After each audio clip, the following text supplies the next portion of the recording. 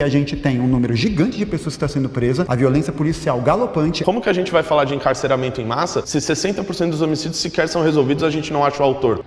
Como que a gente vai falar de encarceramento em massa se a gente tem um país em que 70%, 80% dos roubos sequer a gente acha o autor? Eu não suporto mais o que estão fazendo comigo. Mais um vídeo. Que demais! É, pessoal, olha só quem está aqui novamente. O rapaz que tem essa carinha aqui, ó.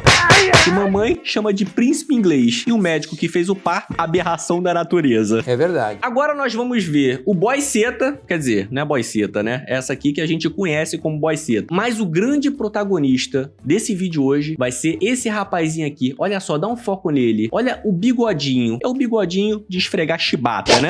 Ai, que delícia! Esse cidadão aqui é comunista, esquerdista, socialista, bicicletista. Porra! Esse rapaz aqui, que defende uma ideologia que já matou milhões e milhões de pessoas, que é o comunismo, esse rapaz aqui veio questionar o que está acontecendo em El Salvador. Sim, um dos países que eram mais violentos do mundo e que agora é praticamente o jardim do Éden. Não tem mais homicídios. Mas, nesse vídeo de hoje, esse gordinho aqui, o Renato McLanche Feliz, vai detonar, vai dar uma entubada no bigodinho de esfregar chibata no seco. E a gente vai ver essa vergonha alheia aqui e vamos rir bastante. Então já se prepare. Olha só, tá vendo esse ônibus aqui, pessoal? 606? Ele passava no Engenho Novo, aonde meu avô morava, que é um bairro muito pobre no Rio de Janeiro. Eu pegava muito esse ônibus exatamente nesse ponto aqui. Olha só, aonde tá escrito CV, inclusive, que é uma facção criminosa do Rio de Janeiro. Nessa época aqui, a gente contava as moedinhas na época pra gente poder pegar esse ônibus 606 pra poder ir no Meia, que era onde a minha tia morava nessa época. E quando eu andava no 606 e via a nossa condição bem simples, eu sonhava em poder ajudar o meu avô, em poder ajudar o meu pai a sair dessa pobreza. Mas nessa época eu era criança. O meu avô, infelizmente, ele partiu antes de eu poder ter a chance de eu mudar a vida dele. Infelizmente, não deu tempo de eu ajudar meu avô, mas o meu pai, eu pude ajudar a mudar de vida. A gente saiu do pé da favela, do pé do Morro do São João, para poder morar de frente pra praia, para ter uma casa com piscina, com sauna,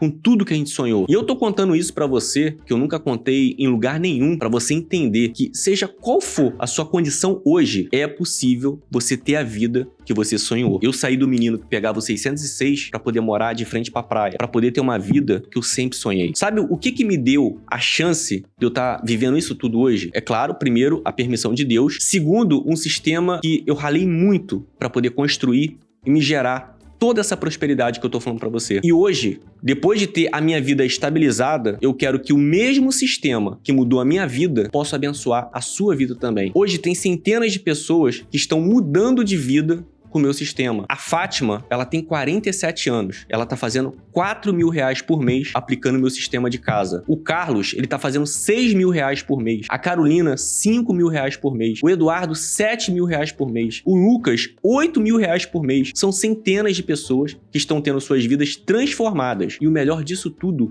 é que você pode transformar a sua vida também. Eu vou te fazer um convite especial. Quer saber como que funciona o meu sistema e como que você pode aplicar ele da sua casa para ele poder mudar a sua vida financeira? Clica agora no primeiro link da descrição. Você vai vir para o meu WhatsApp particular e aqui no meu WhatsApp eu vou te liberar 3 aulas gratuitas comigo te explicando como que o meu sistema vai mudar a sua vida também. E é claro, você vindo pro meu WhatsApp, eu vou te explicar tudo como é que funciona, eu vou tirar suas dúvidas e eu vou conversar com você. Essa é aquela oportunidade que você pedia para cair do céu, para você mudar a sua vida financeira. A única coisa que falta agora é você agarrar essa oportunidade. Clica no primeiro link da descrição agora e vem falar comigo. E clica rápido, sabe por quê? Porque eu tô deixando vagas limitadas para eu poder atender todo mundo de forma particular. Então, para você não ficar de fora, você precisa clicar no primeiro link da descrição agora e vir falar comigo. Quando a gente para analisar os indicadores sociais que existem em Cuba com relação da população, com relação do acesso da população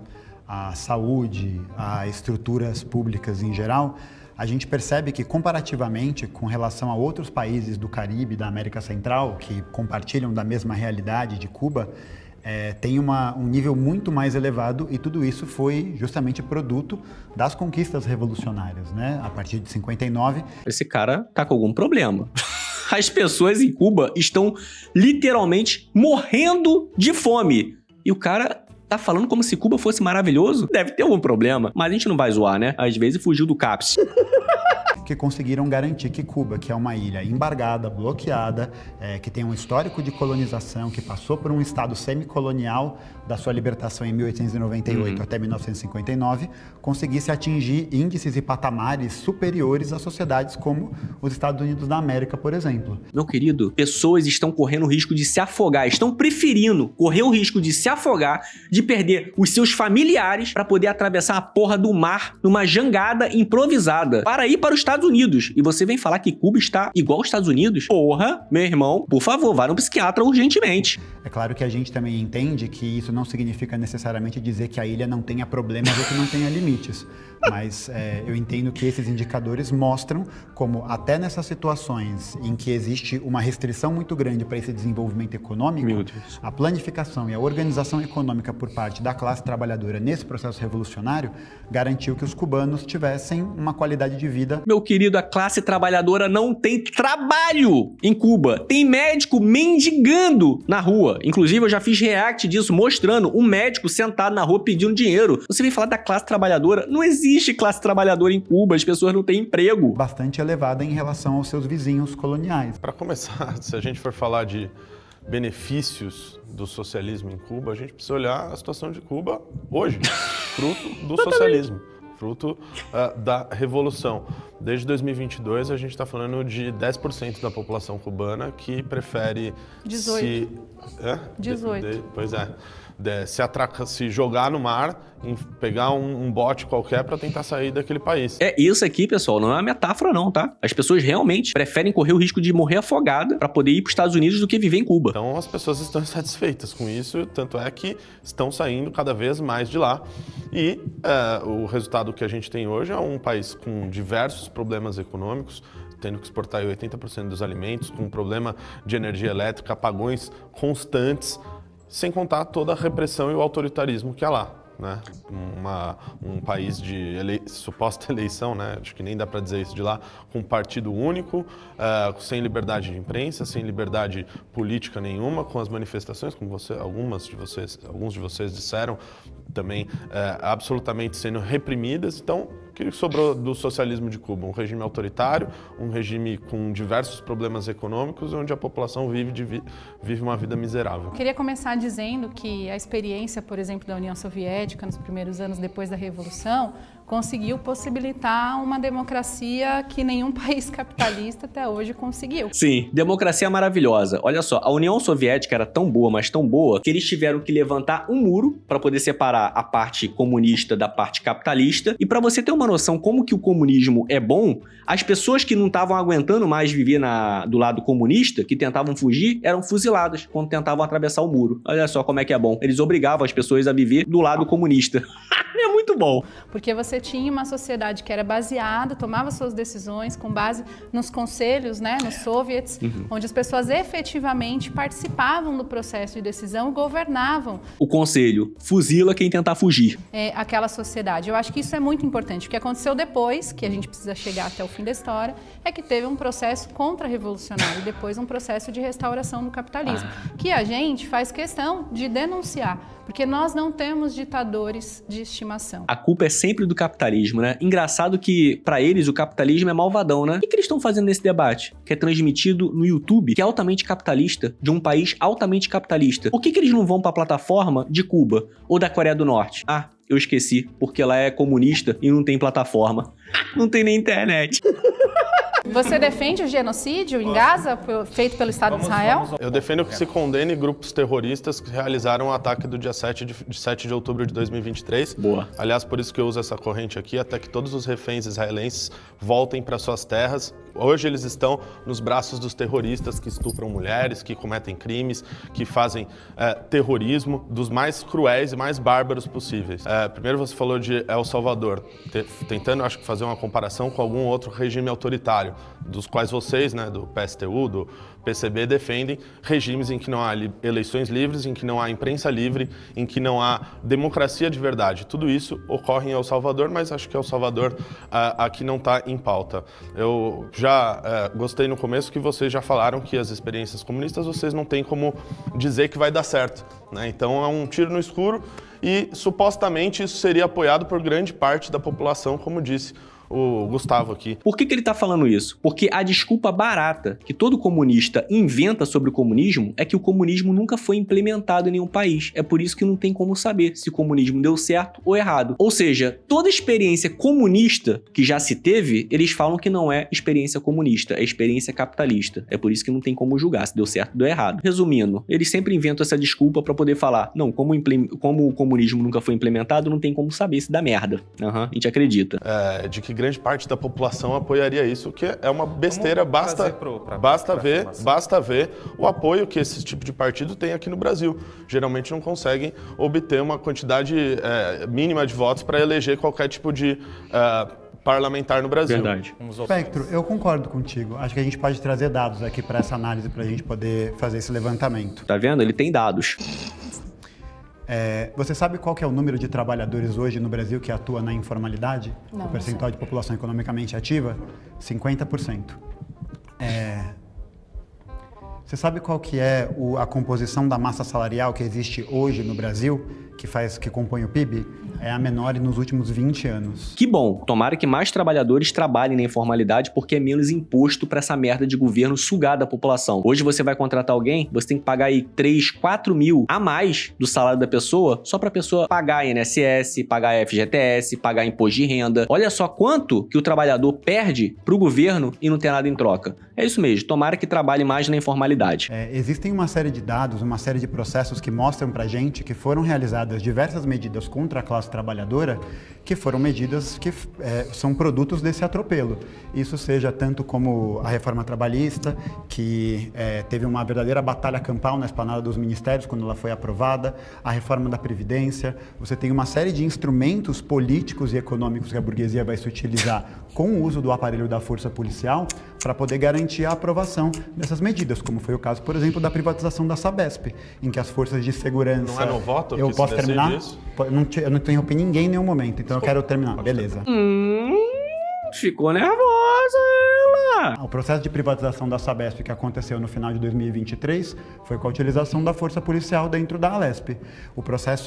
Vários processos que estão inseridos dentro desse contexto são produtos disso, né? Então eu acho que é importante para a gente poder voltar para o tema e falar sobre autoritarismo dentro do contexto de organização política, né? De Estado operário, né? De Estado capitalista.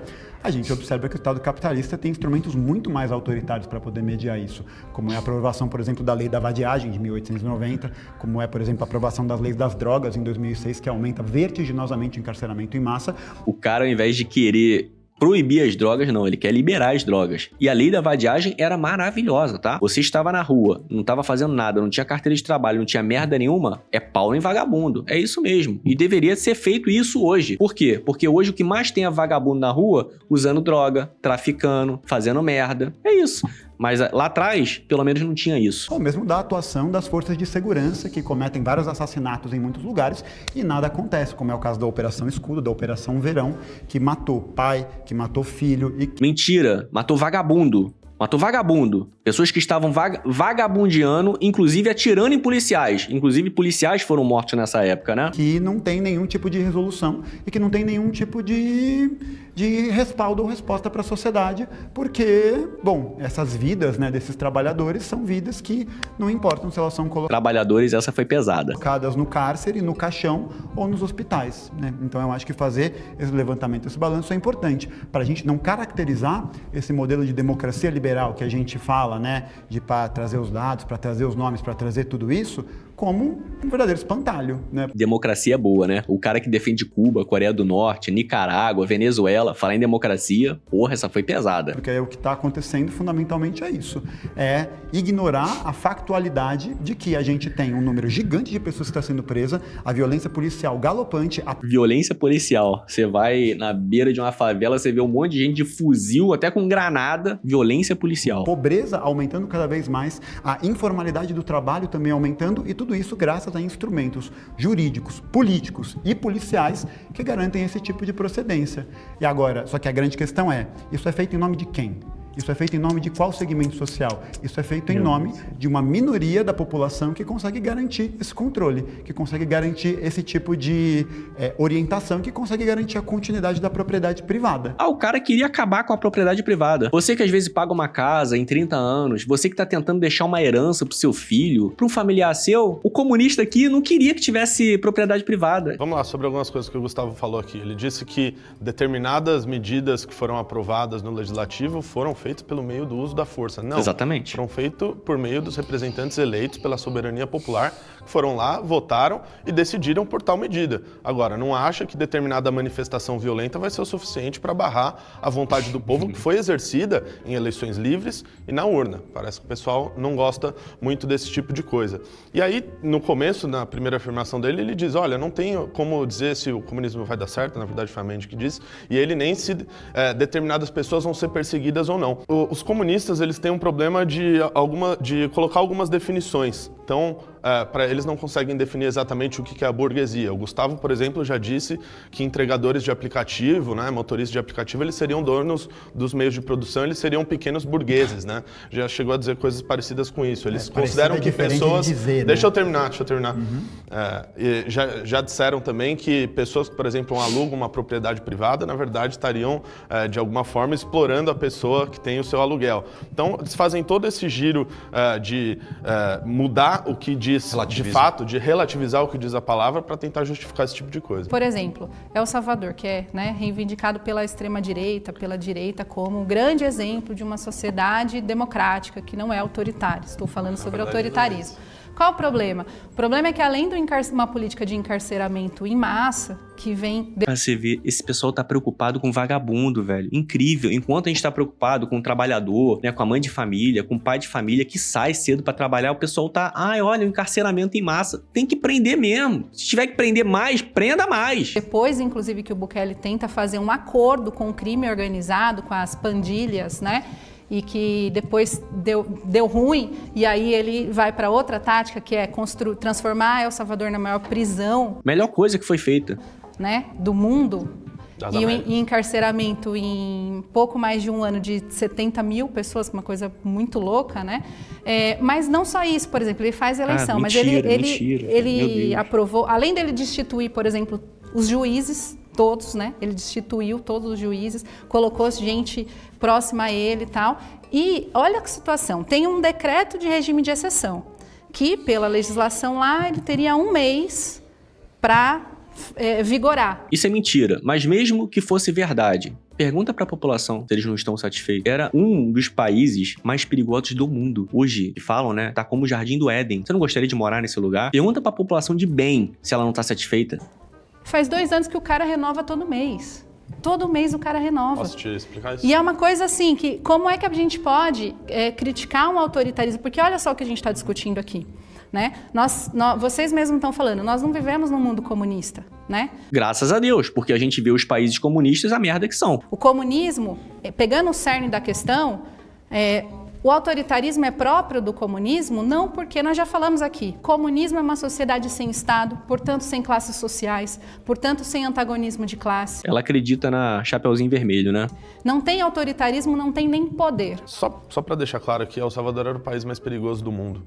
A gente tinha uma taxa de homicídios de mais de 100 a cada 100 mil habitantes. Hoje é o país mais seguro das Américas e justamente por isso tem a maior prisão das Américas. Se era o país mais perigoso, as pessoas que cometem crime precisam ser punidas. E é diferente do que vocês disseram aqui, acho que foi o Gustavo que disse que tem um encarceramento em massa no Brasil. Isso é uma falácia absoluta, uma vez que a gente tem um país como o Brasil que 60% dos homicídios sequer são resolvidos. Pô, teve um cara agora recentemente que tinha mais de 80 passagens, matou uma pessoa, tava solto. Como que uma pessoa dessa tá solta? Ainda vem falar que prende muito no Brasil? Vá merda! Como que a gente vai falar de encarceramento em massa se 60% dos homicídios sequer são resolvidos e a gente não acha o autor? Como que a gente gente vai falar de encarceramento em massa se a gente tem um país em que 70%, 80% dos roubos sequer a gente acha o autor? Ou seja, diversos crimes estão sendo cometidos e as pessoas sequer estão sendo encontradas pelas forças policiais para ter o suposto encarceramento em massa. Verdade. O que tem é um desencarceramento em massa de pessoas que cometeram crime e não foram pra cadeia. Aqui no Rio de Janeiro, tem bandidinho aí que rouba celular que nem é preso mais. Tipo, só tentam capturar o cara pra poder resgatar o celular. E sobre El Salvador, só pra terminar, El Salvador não era uma democracia. El Salvador era uma ditadura do crime organizado. E o que você está dizendo que o Bukele mudou, ele que fez, isso é factualmente mentira.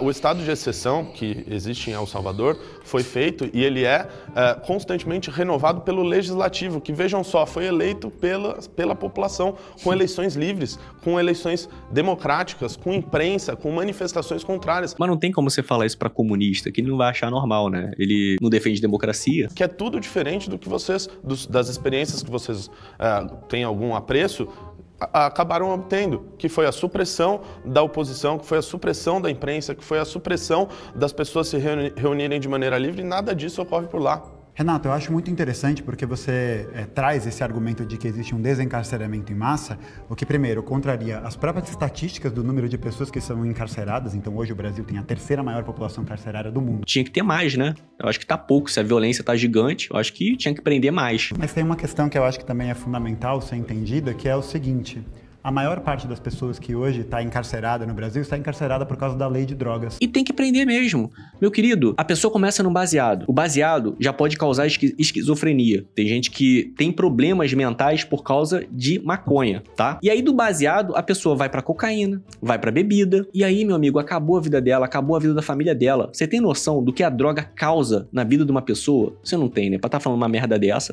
Que faz com que as pessoas sejam presas, colocadas dentro das prisões, por portarem quantidades muito pequenas de maconha, por exemplo. Tem que prender mais. Tem quantidades que beiram coisa de 25 gramas. Então é muito comum você ver diversas abordagens das autoridades que levam essas pessoas para o encarceramento, que não vão ter acesso a advogado, que não vão ter acesso a nenhuma estrutura para poder responder isso, e que corresponde a mais de 60% da população carcerária que existe hoje.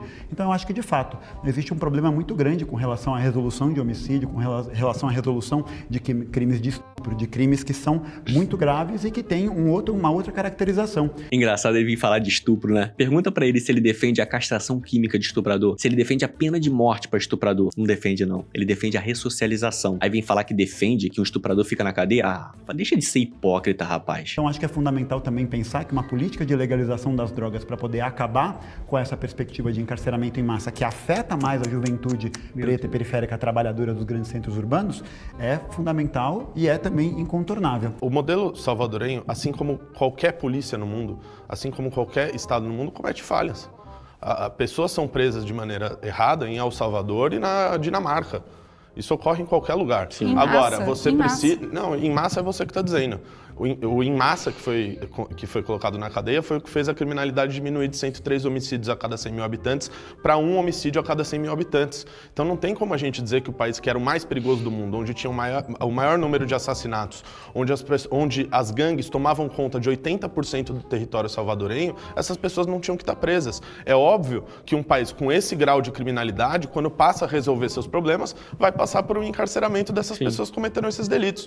Outras pessoas podem ter sofrido algum tipo de injustiça, assim como em qualquer lugar do mundo. Bom, nesse vídeo aqui, deixa bem claro pra gente que o esquerdista, o comunista, o socialista, ele não tá nem aí pro povo de bem. Porque se ele tivesse aí pro povo de bem, ele estaria defendendo o quê? Pô, prendeu 70 mil pessoas, prendeu 80 mil pessoas e a violência não tá diminuindo? Tá na hora de prender mais. Tá na hora dessas pessoas serem punidas pra quê? Pra poder sofrerem consequências e verem que fazer merda dá problema. Fazer merda fica enjaulado. Mas não, eles defendem o quê? Não pode prender uma pessoa que tá com baseadinho, não pode prender o traficante que às vezes fica com 1, 2 baseados traficando e o resto fica escondido e a polícia não consegue pegar. Mas a polícia sabe que é traficante e essa pessoa fode a vida de muita gente, fode a vida de muito jovem que extermina com a sua família. Por quê? Porque vira viciado. E acaba com a vida da família, por quê? Porque a mãe não consegue mais viver em paz, o pai não consegue viver mais em paz, o cara vende tudo que tem dentro de casa pra poder usar droga. Só que eles defendem o quê? Não, é só um baseadinho, gente.